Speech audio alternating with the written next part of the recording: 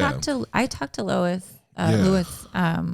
J. Gomez on the phone this weekend. Yeah. And we talked about it and he's been very respectful. And he actually sent me a message and said he apologized that my name got sent out there.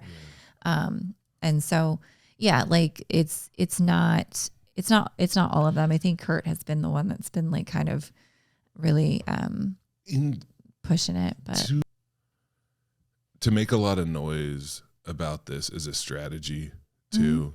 Mm-hmm. I've watched other comics do it that it's like a culture of outrage culture gets thrown around a lot, but it's a culture where the strongest opinions go the farthest. Mm-hmm.